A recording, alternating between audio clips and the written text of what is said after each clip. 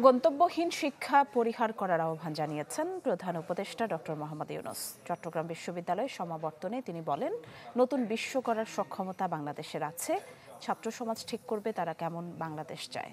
সমাবর্তনে প্রধান উপদেষ্টাকে ডি.লিট ডিগ্রি দেয়া হয়। 65% পর্যন্ত বিদ্যুৎ সাশ্রয়ী Hisense AC. Hisense. Aditi Barua ও জয় বড়ুয়া সমাবর্তনের গাউন আর হ্যাট পরিয়ে দিলেন বাবা মাকে।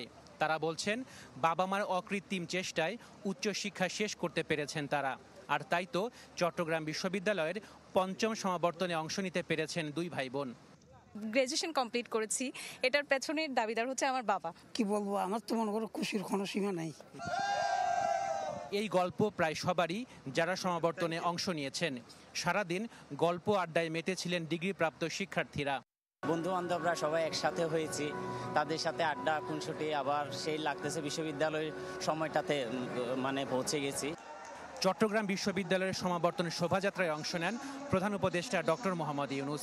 এ সময় শিক্ষার্থীরা উচ্ছ্বাস প্রকাশ করেন, হাত নেড়ে জবাব দেন ডক্টর ইউনূস।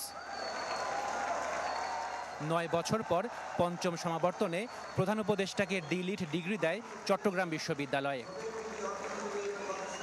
এরপর একে একে ২২,৫৮৬ শিক্ষার্থীকে পিএইচডি, স্নাতক এবং স্নাতকোত্তর ডিগ্রি দেয়া হয়। সমাবর্তন বক্তা হিসেবে এই বিশ্ববিদ্যালয়েরই সাবেক শিক্ষক ডক্টর মোহাম্মদ ইউনূস বলেন, এখন যা করছেন তা জোবরা গ্রাম থেকে পাওয়া শিক্ষারই বহিঃপ্রকাশ। এই জোবরার শয্যাপাড়া, দেওয়াননগর, এদের যে মহিলারা আছে তারাই আমার শিক্ষক হলো। তিনি বলেন, নতুন বিশ্ব গড়ার সক্ষমতা আছে আমাদের। এ সময় গন্তব্যহীন শিক্ষা বাদ দেওয়ার আহ্বান জানান তিনি। আমরা যে ধরনের বিশ্ব গড়তে চাই সে বিশ্ব গড়ার ক্ষমতা আমাদের আছে, সকল মানুষেরই আছে। কিন্তু আমরা গতবান্ধা পথে চলে যাই বলে আর নতুন পৃথিবীর কথা আমরা চিন্তা করি না। দীর্ঘ ৯ বছর পর অনুষ্ঠিত হলো চট্টগ্রাম বিশ্ববিদ্যালয়ের ৫ম সমাবর্তন।